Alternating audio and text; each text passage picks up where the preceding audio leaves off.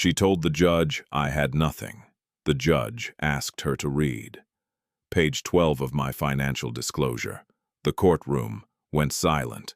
Lorraine Okafor sat perfectly still while her husband's attorney called her contribution to the marriage negligible. The judge listened. Then he opened a folder.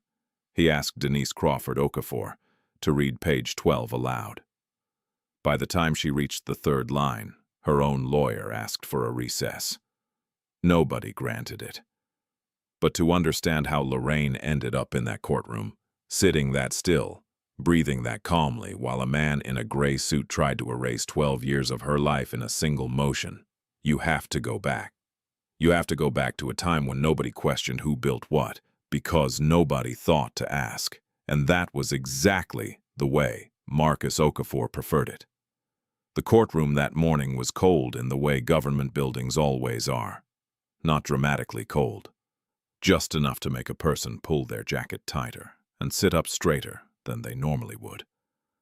The fluorescent lights above hummed faintly, the way fluorescent lights do when they have been on since before dawn and will remain on long after the last person leaves.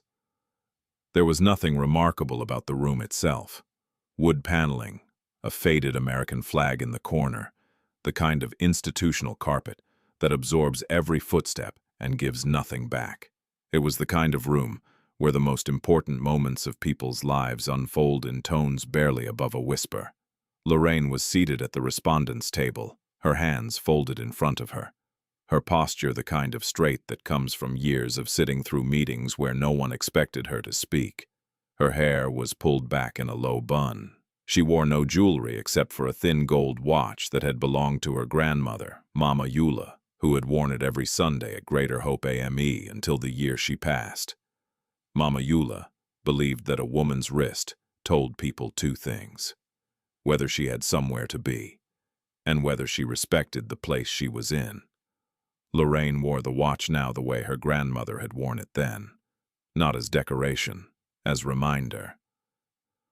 Across the aisle, Marcus sat beside his attorney, a man named Gerald Harmon, who had a reputation for being thorough and a habit of being loud. Gerald was mid-sentence, explaining to Judge Harold Redmond why his client deserved the lion's share of the marital estate. He used words like visionary and architect of growth. He referenced Marcus's title, Regional Vice President of Business Development at Okafor Logistics Solutions. He described the company's trajectory as though Marcus had pulled it from nothing with his bare hands, as though the revenue, the clients, the contracts, and the platform itself had materialized because Marcus Okafor had simply willed them into existence. It was a compelling presentation if you did not know the actual history, and most people in that room did not. Behind Marcus, in the second row of the gallery, sat his mother, Denise Crawford Okafor. She was 68 years old, a church elder at Greater Hope AME, a woman who organized the women's ministry breakfast every third Saturday, and who could quote proverbs the way some people quote the weather. She was nodding slowly, the way she always nodded, when someone confirmed what she already believed. She had worn her good church hat, the navy one with the satin ribbon. She had come dressed for a victory, and in her mind, the victory had already been won. Lorraine's attorney, Victor Adeyemi, sat with his hands flat on the table. He had not objected once. He had not interrupted. He had not even uncapped his pen. His reading glasses were perched on the edge of his nose, and he looked at the papers in front of him with the calm attention of a man reviewing a grocery list. If you were watching from the gallery, you might have thought he was unprepared. You might have thought Lorraine had hired a man who had given up before the proceedings began. But Victor Adeyemi had spent 31 years in courtrooms across the state, and he had learned something that most people never learn, something that cannot be taught in law school or picked up at seminars. He had learned that the loudest person in the room is almost always the one standing on the weakest ground. So he let Gerald talk. He let Marcus sit tall. He let Denise nod. And he waited, the way a man waits who knows exactly what is inside the folder sitting 6 inches from his right hand. What happened next was not a surprise to Lorraine. She had known this moment was coming for 11 months.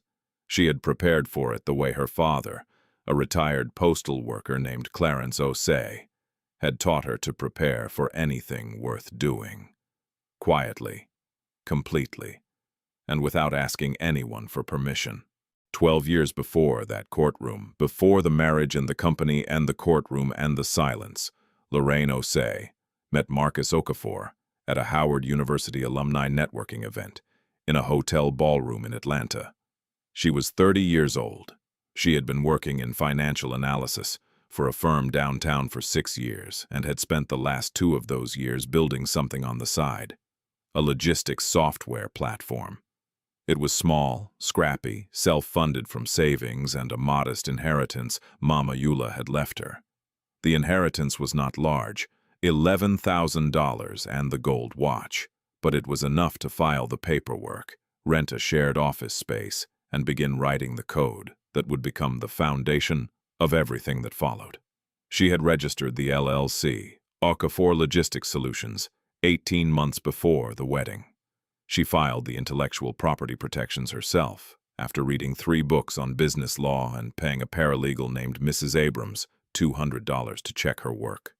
She was not wealthy. She was not connected. She did not come from a family of entrepreneurs or lawyers. Her father carried mail. Her mother, Francine, taught 4th grade at a public school on the South Side.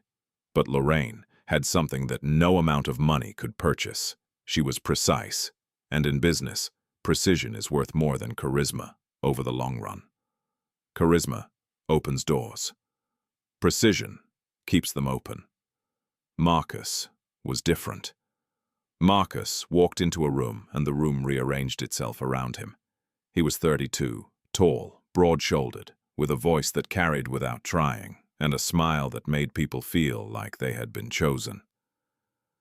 He worked in business development at a mid-size firm and had a gift for making every person he spoke to believe they were the most important person in the conversation. When he asked Lorraine what she did, she told him about the software platform. She kept it brief. She did not oversell it. He listened in a way that felt genuine, and maybe it was, at least then. He asked smart questions about the vendor integration model. He remembered the details when he called her the next day. She respected that. The dinner came a week later. The second dinner came 3 days after that. And within a month, they were spending evenings together at her apartment. Lorraine on the couch with her laptop, building out the platform. Marcus across from her reading industry reports and telling her about the clients he wanted to pursue. They married 14 months after that first conversation, at Greater Hope AME, the church Lorraine's family had attended for 3 generations. Her mother arranged the flowers. Her Aunt Ya read from 1 Corinthians. Pastor Elaine Goodwin officiated with the steady warmth she brought to every ceremony and every crisis alike. It was a beautiful wedding, simple, meaningful, full of the kind of love that does not need to announce itself because everyone in the room can feel it without being told. At the reception, Denise Crawford Okafor gave a toast. She stood at the head table with a glass of champagne and a smile that did not quite reach her eyes. She thanked God for giving Marcus a wife who will finally slow down and let a man lead. She said it with the kind of confidence that comes from believing something so deeply that it never occurs to you to question it. A few people laughed politely. Lorraine's mother did not laugh. Uncle Tunda, Marcus's 70-year-old uncle, who had driven 4 hours from his home in Roanoke, Virginia, did not laugh either. He looked at Lorraine across the table. She met his eyes for half a second. Then she smiled the way she always smiled when someone said something she disagreed with, but chose not to correct. Not out of weakness, out of calculation. She had learned long ago that not every battle is worth fighting in the moment it presents itself. Some battles are better fought in rooms where the outcome is recorded on paper. After the wedding, Marcus joined the company full-time. Lorraine sat him down at the kitchen table, the week after their honeymoon, and walked him through the operating agreement. She explained the equity structure, 70-30. She explained the managing member clause, She explained that the intellectual property was registered in her name and would remain so. Marcus read the document. He asked 2 questions, both about his title and his authority over client-facing decisions. Then he signed it. A notary came to their home the following morning, a woman named Mrs. Patterson, who also notarized documents for their church. The document was filed with the state, and that was the last time Marcus ever discussed the operating agreement with anyone, until he tried to dissolve it 12 years later. She made him vice president of business development. It was a natural fit. He was extraordinary with clients. He could walk into a negotiation and emerge with terms that favored their side without the other party feeling like they had lost anything. He brought energy, visibility, and a kind of relentless optimism that attracted opportunities the way a lighthouse attracts ships. Lorraine handled everything else. She managed the contracts, the vendor relationships, the financial reporting, the tax filings, the quarterly projections, the payroll, and the insurance. She negotiated the lease on their first real office space. She personally guaranteed the company's original line of credit at a time when no bank would have extended it on Marcus's name alone. She was the architecture. He was the face. And for a long time, that arrangement worked beautifully. The company grew steadily. They moved from a shared office into a proper suite. They hired 7 employees, then 12, then 20. Revenue crossed the 1 million mark, then 2, then settled into a steady climb that was not spectacular, but was sustainable, which is the more valuable thing. Lorraine maintained the books with a precision that their accountant once described as almost unsettling. She kept every receipt, every filing, every contract, every signed document. She kept them the way Mama Eula had kept her family Bible, as a record, as evidence, as proof that this had happened, that it was real, and that someone specific had built it. But here is the thing about being the face of something. After long enough, you start to believe the face is the whole body, and the people watching begin to believe it too. This is not a sudden shift. It is not a single moment of arrogance or a single declaration of ownership. It is a slow erosion, the way a river changes the shape of a bank. Quietly, imperceptibly, until one day you look up and the water is flowing in an entirely different direction, and no one can remember exactly when it turned. It started with Denise, or maybe she simply gave voice to something Marcus was already beginning to feel. At Thanksgiving dinner, the year after the company crossed its first million in revenue, Denise stood in her kitchen and told Lorraine, "You're lucky Marcus gave you something to be part of." She said it while handing Lorraine a dish towel. She said it the way people say things they believe are immovable facts, not with cruelty, with certainty, as if the sky were blue and this were no different. Lorraine took the dish towel. She dried the plate. She said, "Thank you, Mama Denise," and placed the plate in the cabinet. Uncle Tunde was sitting in the living room, close enough to hear every word. He had been there the night Lorraine showed him her first pitch deck in his garage in Roanoke, 2 years before she ever met Marcus. She had spread the papers across his workbench, between the table saw and the stacks of old Popular Mechanics magazines.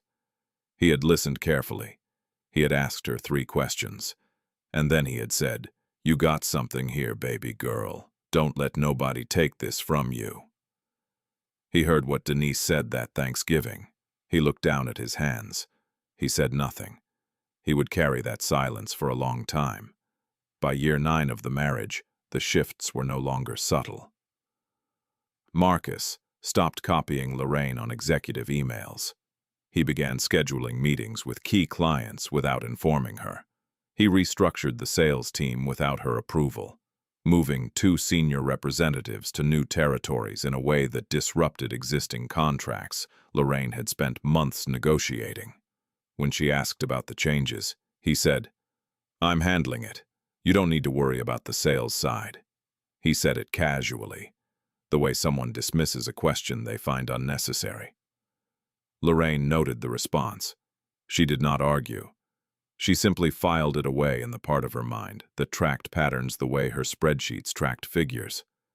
By year 10, Marcus had begun referring to the company as my company in public settings. He did an interview with a local business magazine, and when the reporter asked about the company's origin story, Marcus said, "I saw a gap in the market and I built something to fill it. Not we, not my wife and I. Lorraine, read the article at the kitchen table on a Saturday morning, her coffee still warm. She read it once, slowly, the way she read contracts. Then she folded the magazine, placed it in the recycling bin beside the refrigerator, and poured herself a second cup of coffee. She did not bring it up. She did not request a correction or a retraction. She did not cry. She simply noted the discrepancy the way an accountant notes a number that does not match before completing the audit. Not with emotion, with precision. Then came Sharon Osei.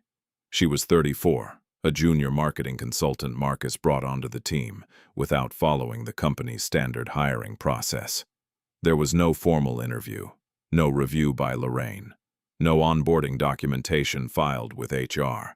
Sharon was simply there, one Monday morning, sitting in the conference room with a laptop and a coffee mug that said, "Make it happen." She was pleasant enough, she was competent, but her presence in the company was a door Marcus had opened without consulting the person who owned the building. Lorraine did not make a scene. She noted it. She noted the late emails and the texts that made Marcus's phone buzz at 11 o'clock at night. She noted the business trips to Charlotte and Raleigh that extended by a day, then 2, then sometimes 3. She noted the way Marcus began locking his phone with a new passcode he did not share. She noted it all with the same calm precision she applied to quarterly tax filings. She did not confront him. Confrontation was not the tool she needed. Information was. At the church's annual gala that autumn, Marcus accepted a Community Leadership Award from the Greater Hope Business Fellowship. He stood at the podium in a tailored navy suit and thanked everyone who supported my vision. He spoke for 4 minutes. He thanked his mother. He thanked his college mentors. He thanked God. He thanked the team. Lorraine was seated at the table, directly in front of him. He did not mention her by name. Not once. Denise, seated beside Lorraine, leaned over and whispered, "He's doing so well. You should be proud of what he's accomplished." The word "his" hung in the air between them like a door being quietly closed. Lorraine smiled. She sipped her water. She let the evening pass without incident. Later that night at home, Marcus was already asleep by the time she climbed into bed. She lay in the dark and stared at the ceiling and thought about the operating agreement she had drafted 12 years ago, in a shared office space, 2 weeks before their first date. She had not looked at that document in a long time. She decided she would look at it again soon. 2 weeks later, she found the email. It was a draft, saved on the shared office computer Marcus sometimes used when his laptop was charging. The email was addressed to an outside attorney named Dennis Chambers, not Victor Adeyemi, who had served as the company's counsel since its founding. In the email, Marcus outlined a proposal to restructure the company's leadership. He wanted to remove Lorraine from the managing member role. He wanted to appoint himself as sole CEO. He described Lorraine's involvement as largely administrative and stated that her continued presence in a leadership capacity was unnecessary for the company's growth trajectory. He had written it like a business proposal, clean, professional, as if removing the woman who built the company was just another operational adjustment. Lorraine read the email twice. She did not slam the laptop shut. She did not call her mother or her Aunt Ya, or any of the women she might have called in a moment of fury. She did not cry. She closed the laptop gently, the way you close a book when you have reached a chapter you always knew was coming, but hoped might read differently than you expected. She went upstairs. She went to bed. She lay beside Marcus in the dark. He was already asleep, breathing deeply, unaware that the woman lying next to him had just read the blueprint for her own erasure. She stared at the ceiling for a long time. Then she closed her eyes. And the next morning, at 7:15, while Marcus was in the shower, she called Victor Adeyemi from the back porch. Victor's office was on the third floor of a brick building downtown, above a barbershop called Elijah's, and across the street from a small Baptist church that was not Greater Hope, but had the same spirit. The walls were lined with framed degrees and certificates, and a photograph of Victor shaking hands with a state Supreme Court justice. But what Lorraine noticed most was the quiet. Victor Adeyemi kept a quiet office. No television, no background music. Just the hum of the air conditioning and the sound of paper moving deliberately across a mahogany desk. It was the kind of office that told you its occupant believed thinking was a serious activity that deserved serious silence. She brought everything: the original operating agreement, the LLC filing documents, the intellectual property registration. 10 years of financial records she had personally maintained in binders, organized by quarter. Every receipt, every signed contract, every quarterly report, every tax filing. She carried them in 2 canvas bags and placed them on Victor's conference table, without ceremony or explanation. She said, "I need you to tell me exactly where I stand." Victor reviewed the documents over the course of 3 hours. He asked very few questions, and the questions he did ask were narrow and specific. When he was finished, he leaned back in his leather chair and folded his hands the same way Lorraine folded hers when she was thinking. Then he told her what she already knew but needed confirmed by someone whose words would carry legal weight in a proceeding. Lorraine was the sole founding member of the LLC. The operating agreement, which Marcus had signed willingly and which had been notarized by a public notary in Fulton County, granted Lorraine 70% equity and sole managing authority over all company operations. Marcus's role as Vice President of Business Development was an appointed position. It was not an ownership stake. He served at the pleasure of the managing member, which meant he served at the pleasure of Lorraine. The intellectual property, the software platform that generated 100% of the company's revenue, was registered exclusively in Lorraine's name. She had filed that registration 22 months before the marriage. Under their state's LLC statutes, Marcus could not restructure leadership, could not remove or replace the managing member, and could not alter the equity distribution without written, notarized consent of the majority stakeholder. The majority stakeholder was, and had always been, Lorraine. Victor said it plainly. He can't take what was never his, but he doesn't know that yet. And based on everything you're telling me, neither does his mother. So the question isn't whether you'll win. The question is when you want to let them know. Lorraine asked Victor to prepare a full financial disclosure. Every asset, every account, every investment tied to the company, every distribution she had authorized over the preceding 12 years. Every dollar Marcus had earned as an employee of a company he did not own. The document would eventually run to 46 pages. It would become the single most important document in the divorce proceedings. But at that moment, sitting in Victor's quiet office, it was simply another task, and Lorraine had always been good with tasks. She did not tell Marcus about the meeting. She did not change her behavior at home. She continued cooking dinner on the nights it was her turn. She continued attending Sunday service at Greater Hope AME, sitting in the 4th pew, left side, the way Mama Eula had always done. She continued managing the company's books with the same attention she had always given them. She continued smiling at Denise at family gatherings and saying, "Thank you, Mama Denise," when Denise told her how lucky she was, and she waited, not passively, not helplessly, strategically. There's a difference between those things, and that difference is the difference between a woman who endures and a woman who prepares. 3 months later, Marcus filed for divorce. His petition described Lorraine as a non-contributing spouse who had provided no significant financial value to the marriage or to the business. The language was clinical in the way legal documents often are, stripping the complexity of 12 years into categories and claims that fit neatly onto a form.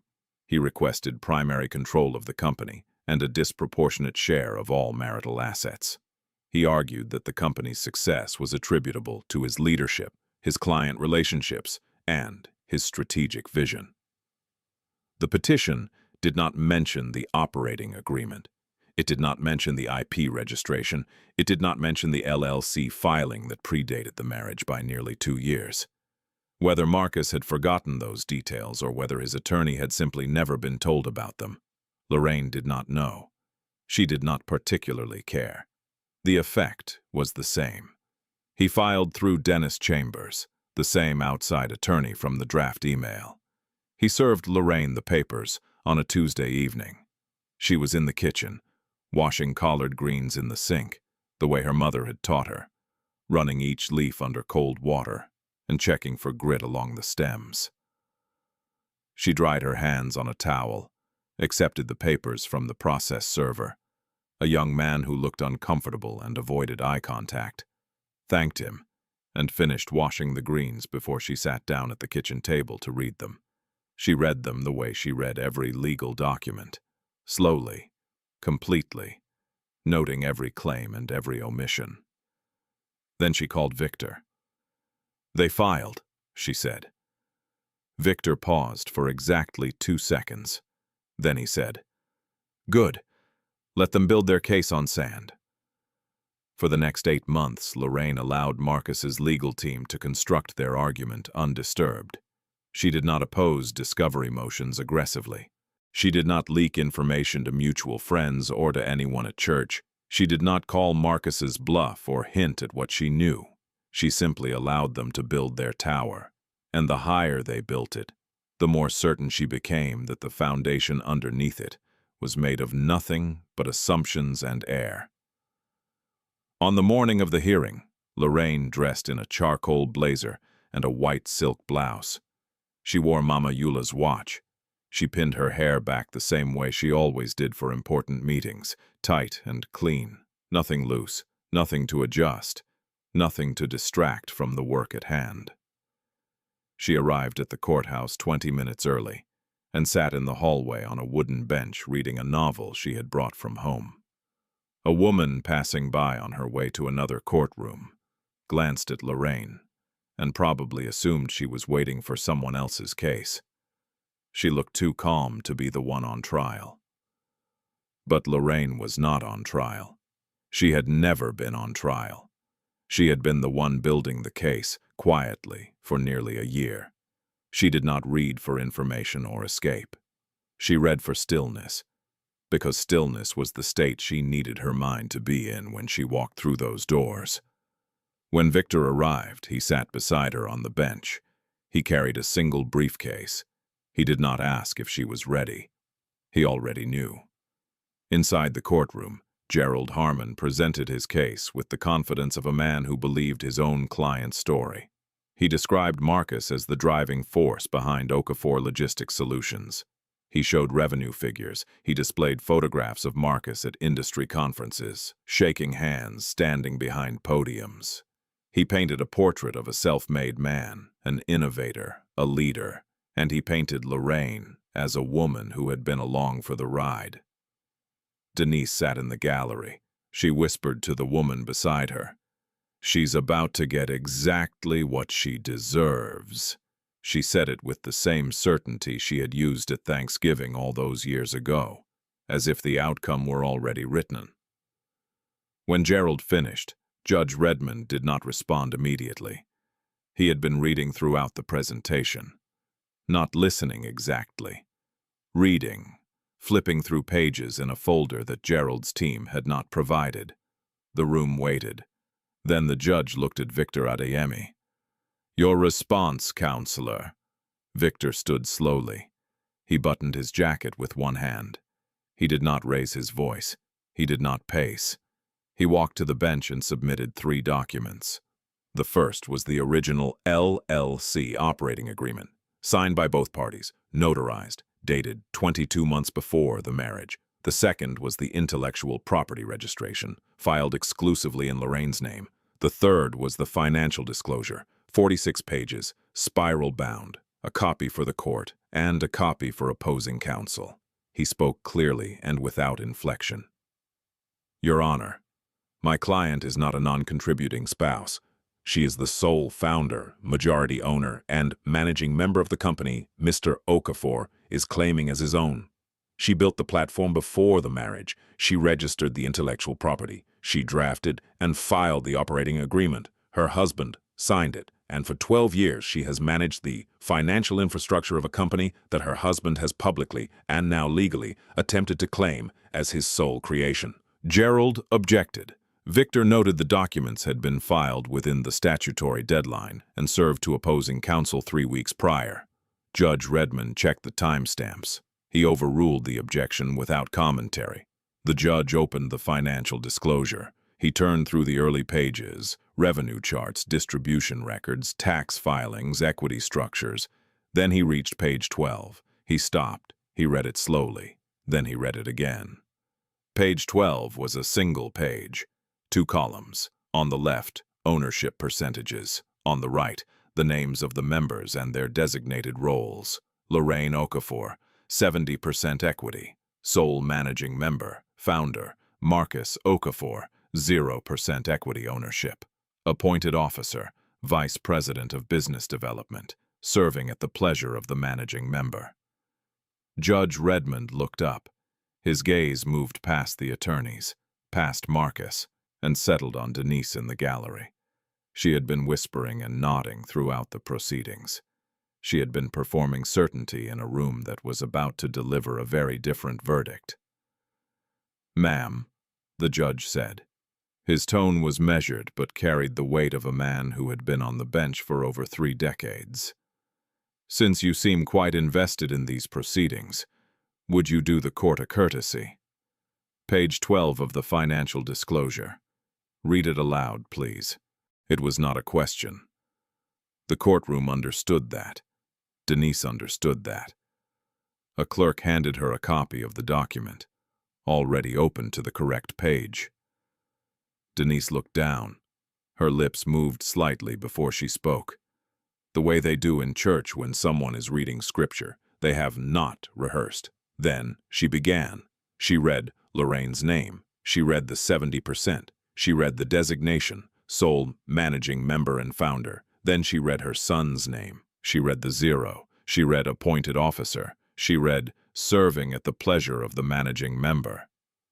She stopped before reaching the bottom of the page. She did not look up. Gerald Harmon turned to Marcus and said something no one else could hear. Then he stood and asked the judge for a recess. Judge Redmond denied it. "We'll continue," he said, in the tone of a man who had already decided how the rest of the afternoon would go. Marcus sat perfectly still, his hands folded in his lap. He did not speak. He did not look at Lorraine. He did not look at his mother. He looked at the table in front of him, and in that stillness, something shifted. Not with a sound, not with a shout. Quietly, the way a building settles when the ground underneath it has finally given way. The proceedings continued for another 90 minutes, but the architecture of Marcus's argument had already collapsed. Victor submitted additional documentation, employment records showing Marcus was hired into the company, not a co-founder.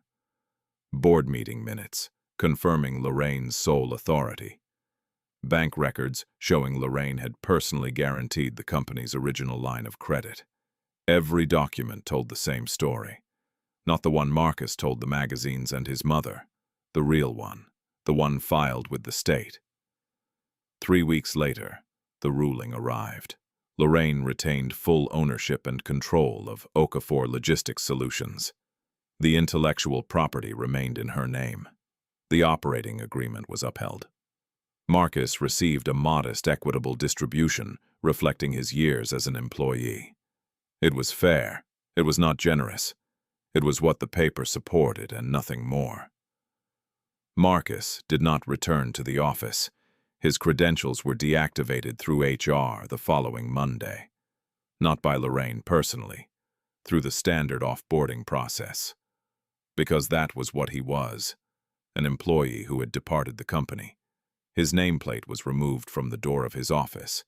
His company email was forwarded to Adai's Nwosu with an automatic reply informing senders of the transition. Within a week, the clients he had personally managed were redistributed. Not a single client left the company, not one, because the contracts were not with Marcus Okafor. They were with Okafor Logistics Solutions.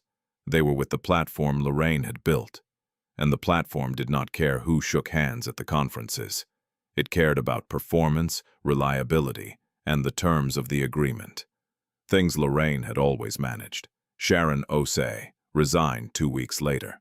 She submitted her notice on a Friday afternoon in an email that was exactly 3 sentences long.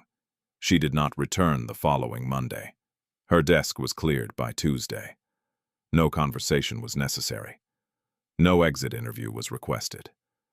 Denise called Marcus 5 times the week after the ruling. He did not answer any of them. She left 2 voicemails. In the first, she told him to appeal. In the second, her voice was quieter, and she asked him to call her back when he could. He did not call back that week or the week after. She called Lorraine once on a Thursday evening. Lorraine saw the number on her phone screen. She let it ring 4 times and then let it pass to voicemail. Denise did not leave a message. There was nothing to say that the courtroom had not already said louder and more clearly than Denise had ever been prepared to hear. At Greater Hope AME, the news moved quietly, the way it always does in church families. No names appeared in the prayer request, but there was enough detail in the whispered conversations after service for everyone who needed to understand to understand. The women of the ministry did not ask Denise about it directly. They did not need to. They had watched Marcus accept that award on stage and thank everyone but his wife. They had watched Denise nod along as though that omission were perfectly natural, and now they sat with the knowledge that the woman who had been omitted was the woman who owned everything. Some of them felt vindicated. Some of them felt ashamed that they had ever believed the version of events Denise had been telling for years. Pastor Elaine Goodwin did not address it from the pulpit. She had never been a woman who used the sanctuary for gossip or for settling scores. But the following Sunday she preached from Proverbs. She stood at the lectern with her reading glasses low on her nose and her Bible open to a page she had clearly marked earlier that morning. "The wise woman builds her house," she read, her voice steady and deliberate. "But with her own hands the foolish one tears hers down." She did not look at anyone in particular. She did not need to. The word landed where it was meant to land. Denise was in the 3rd pew. She did not stand for the offering. She did not stay for the fellowship hour or the coffee and pound cake that Sister May always set out on the folding table in the lobby. She collected her purse and her Bible and her navy hat, and she walked to her car alone. Uncle Tunde called Lorraine 3 weeks after the ruling on a Wednesday evening when the light outside was turning soft and gold. His voice was slower than she remembered, heavier with the weight of things he should have said years ago, and the particular kind of regret that comes from knowing you witnessed something wrong and chose comfort over honesty. "I should have spoken up," he told her. "A long time ago, when Denise was talking that talk at Thanksgiving, when Marcus started putting his name on your work, when he stopped mentioning you at all. I was there when you showed me that pitch deck in my garage, Lorraine. I remember the whiteboard. I remember the numbers. I remember you telling me about the vendor integration and me not understanding half of it but knowing it was real. I knew who built that company. I always knew. And I stayed quiet because I didn't want trouble with Denise and I didn't want to get in the middle of somebody's marriage. But that's no excuse. I'm sorry, baby girl. I'm truly sorry." She thanked him. She told him it was all right. The call lasted less than 3 minutes. When she hung up, she held the phone in her hand for a moment. Not from grief, from gratitude, because someone had finally said out loud what she had carried in silence for 12 years. And sometimes the smallest acknowledgments carry the heaviest weight. Marcus moved into an apartment across town, a 2-bedroom on the 3rd floor of a building with a parking garage and a fitness center, and the kind of neutral beige walls that come with places chosen quickly and without sentiment. It was decent, clean, functional. He was not destitute. He was not sleeping on anyone's couch or asking anyone for help. The court had been fair, and Lorraine had not sought to ruin him. She had not asked for punitive measures or public sanctions. She had asked only for what the documents supported, which was everything she had built and nothing that she hadn't, but the life Marcus had constructed, the narrative that placed him at the center of every achievement, the version of events that put his name on magazine covers and his face behind podiums. That version was gone. It had not been taken from him by force or by cruelty. It had simply been corrected. And a correction, when it arrives after 12 years of unchallenged error, feels more devastating than any accusation. Because the accusation can be denied. The correction cannot. It is right there on page 12, in ink, filed with the state, and everyone who had clapped for the old story, everyone who had nodded along at church events and business dinners and Thanksgiving tables, they all had to reckon now with what they had chosen to believe and why they had chosen to believe it. Months passed. The company continued. Lorraine promoted Adaeze Nwosu, her operations director of 8 years, to vice president of business development. Adaeze had been with the company long enough to know every client, every contract, and every system Lorraine had built. She understood the culture because she had helped maintain it. The transition was seamless in a way that surprised no one who understood what the company actually was. It did not stumble. It did not pause. It did not mourn the departure of its most visible employee. It simply continued, the way well-built things do when the ornamentation is removed and the structure underneath is revealed to be exactly as sound as its builder always knew it was. On a quiet evening in late autumn, Lorraine sat in her home office, reviewing next quarter's projections. The numbers were strong, not extraordinary, stable, consistent, the kind that build futures rather than headlines. On her desk was a framed photograph from the early days. A younger Lorraine sitting on a crate in Uncle Tunde's garage, laptop on her knees, a whiteboard behind her filled with diagrams. She was 29. She did not look like a CEO. She looked like a woman at the beginning of something, which is exactly what she had been. She did not remove the photo. She did not hide it. She looked at it the way a person looks at a road they are glad they walked, even though it hurt. Because the hurt was proof the journey was real, that the work was real, and that she had done it. Not Marcus, not Denise, not anyone who had come along later and tried to write their name on her foundation. Lorraine never raised her voice, not in the marriage, not in the courtroom, not in the months after. She never made a speech or posted anything online or gave an interview. She did not need to. She had documentation. And documentation does not require belief or charisma or someone nodding along at Thanksgiving dinner. It exists on paper, in ink, filed with the state, and when the time comes, it speaks for itself. She understood something most people learn too late, if they learn it at all. Silence, when chosen and not imposed, is not weakness, it is preparation. Patience, when strategic and not passive, is not surrender. It is positioning, and dignity, when maintained in the face of people who expect you to crumble, is the most disruptive force in any room. She did not win because she was louder. She did not win because she was angrier. She did not win because she delivered a speech that brought the courtroom to tears. She won because she built the foundation. And she never, not once in 12 years, let anyone move her off of it.